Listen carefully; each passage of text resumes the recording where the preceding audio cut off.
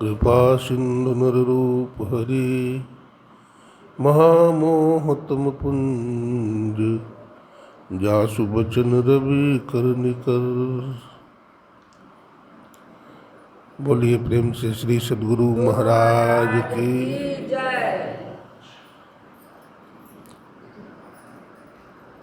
अव्यक्त रूप में अनंत श्री विभूषित परमाराध्य गुरुदेव के त्रैलोक पावन पाद पद्मों में कोटि कोटि नमन। आदरणीय सत्संग प्रेमी सज्जनों, भक्तिमती माताओं, बहनों, सबको नमन है, सबको प्रणाम है।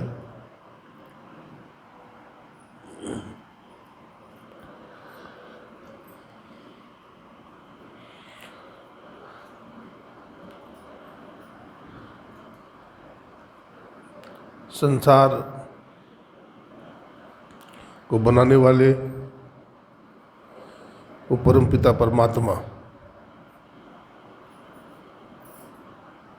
बड़ा ही अद्भुत है।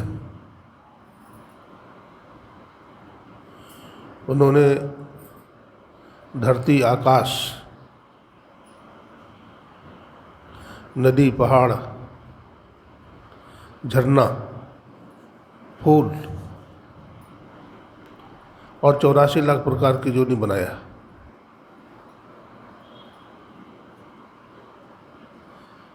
आज का वैज्ञानिक कहता है हम बहुत कुछ बना लिया। क्या बनाया?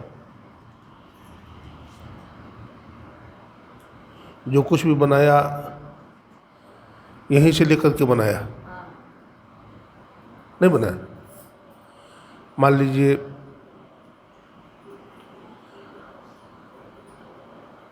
अभी जो गैस की बड़ी किल्लत चल रही है कोरोना वायरस में, ऑक्सीजन गैस, तो कुछ मटेरियल लेकर के ही बनाया। हाइड्रोजन गैस कुछ लेकर के ही बनाया। पानी कुछ लेकर के ही बनाया। लेकिन वो परमात्मा बिना कुछ लिए सब कुछ बना दिया।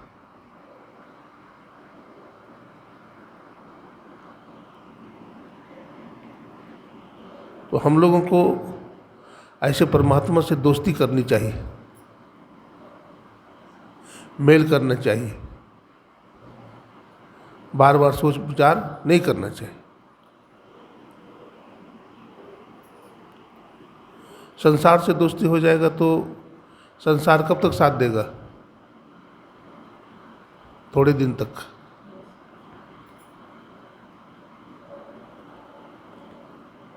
लेकिन ईश्वर से दोस्ती हो जाएगी तो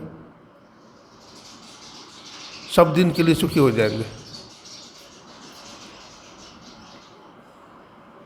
कभी दुख जीवन में नहीं आएगा।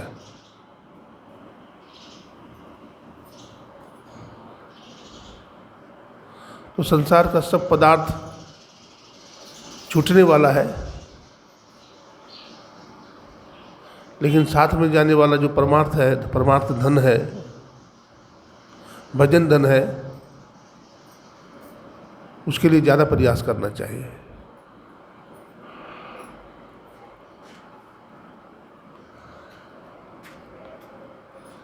हमारे गुरु महाराज छिप करके ध्यान करते थे, परमाराध्य गुरुदेव छिप करके ध्यान करते थे।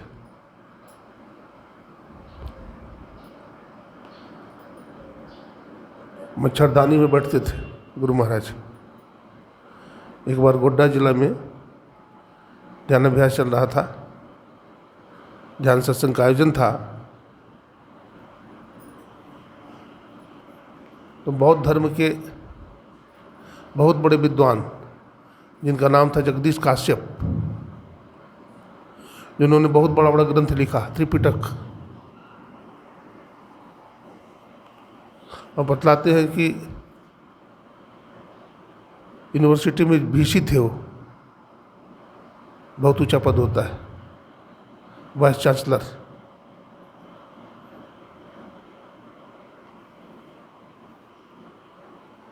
तो एक बार कहीं गए हुए थे अपना रिलेशन में,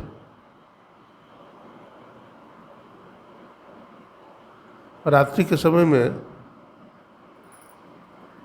वो जागे तो थोड़े ही दूर में क्या देखते हैं, बहुत रोशनी आ रही है।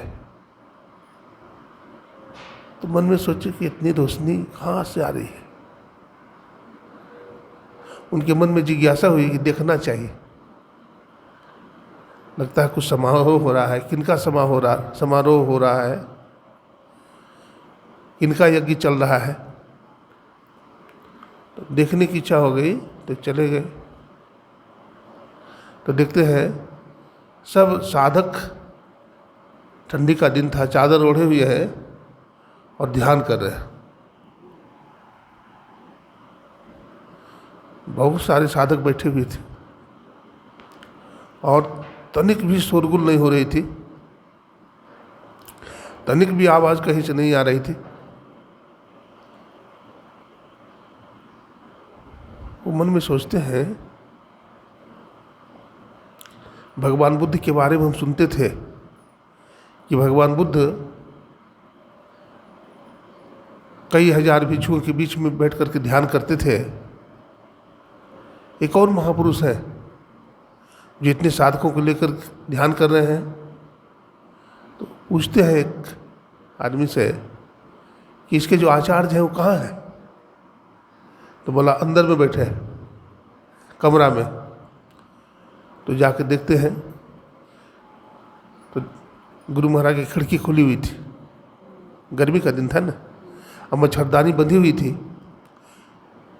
तो मच्छरदानी में गुरु महाराज बैठे हुए थे, ध्यान कर रहे थे। ये जाकर के प्रणाम करते हैं, तब तक घंटी लग जाती है। तो गुरु महाराज भी जगते हैं, तो जगदीश काश्यप गुरु महाराज को प्रणाम करते हैं। बहुत प्रभावित हो जाते हैं और कहते हैं, मैंने भगवान बुद्ध के बारे में सुना था कि भगवान बुद्ध कई कई हजार भिक्षुओं के बीच में बैठकर ध्यान करते थे, और वैसे महापुरुष आज हमको मिले आप, कि आपको भी देखा कई हजार भिक्षुओं के साथ आप बैठकर ध्यान करते हैं, साधकों के साथ ध्यान करते हैं। आज मुझे भगवान बुद्ध का दर्शन हो गया।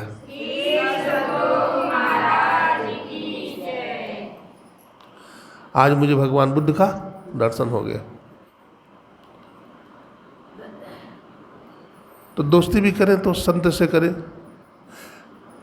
और संत से दोस्ती करेंगे तो ईश्वर से दोस्ती हो जाएगी। पहले दोस्ती संत से करना पड़ेगा, फिर दोस्ती ईश्वर से हो जाएगी। आप पहले ही ईश्वर से दोस्ती करना चाहेंगे तो नहीं होगा। जैसे मान लीजिए आप बिजली अपने घर में लाते हैं, लाइन लाते हैं ना, तो क्या करते हैं, सबसे पहले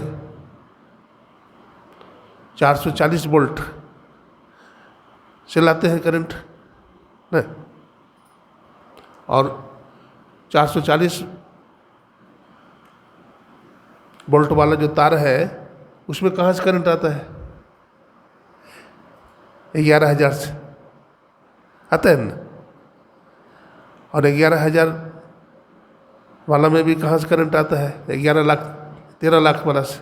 हाँ, इस तरह से जो बिजली का पावर हाउस है वहाँ से आता है। तो डायरेक्ट अगर हम 440 वोल्ट वाला तार से कनेक्शन न जोड़ करके अगर 13 लाख वाला से जोड़ देंगे तो हमारा बल्ब फ्यूज हो जाएगा, नहीं हो जाएगा, नहीं जल सकता है।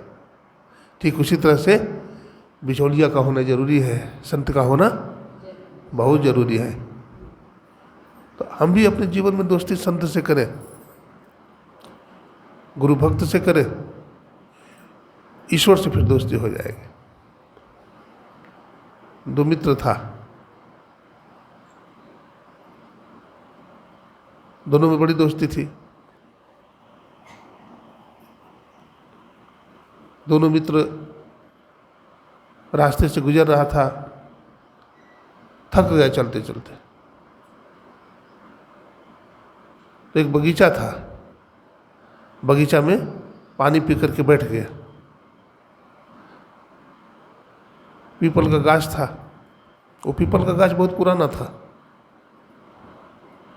तो उसमें खोड़हर था, खोड़हर। उस खोड़हर से एक नाग सर्प निकला,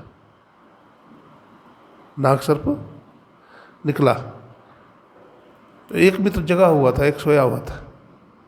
एक मित्र जगा हुआ था और एक सोया हुआ था। तो जागा हुआ मित्र ने देखा कि वो नाग सर पर सोया हुआ मित्र की तरफ दौड़ने लगा काटने के लिए। तो कहा भाई ठहरो। बोला क्यों? बोला देखो कहाँ जा रहे हो? बोला डसने के लिए। बोला मत डसो, देखो। बोला क्यों? बोला देखो इन्होंने पिछले जन्म में हमारे कई बच्चों को मार दिया है, अंडा फोड़ दिया है, तो इस बार मौका है, हम बदला लेंगे। तो कहा देखो हमारे में तभी सोया हुआ है और सोए हुए पर वार करना ठीक नहीं होगा, मत मारो उसको, सो। तो कहा कि देखो ये हमारा शत्रु है, शत्रु से बदला लेना हमारा धर्म नहीं है। तो बोला देखो हमारा भी धर्म होता है अपने मित्र की रक्षा करना, तुम ऐसा मत करो। तुम चाहते क्या हो? बोला देखो हमारा बच्चा को मार डाला है तो हम इसका खून का प्यासा है। बोला इसका खून अगर हम तुमको दे देंगे तब? बोला तब कोई बात नहीं है। तो जो जागा हुआ मित्र था चाकू निकाला पॉकेट से और सोया हुआ मित्र की छाती पर बैठ गया और धीरे धीरे गर्दन काटना शुरू किया और थोड़ा सा खून निकाला, थोड़ा सा पत्ता का दोना होता है ना, उसमें दे दिया सांप को और सांप उसको पी करके चला गया। वो जो मित्र था उसका वो सोया हुआ ही रहा।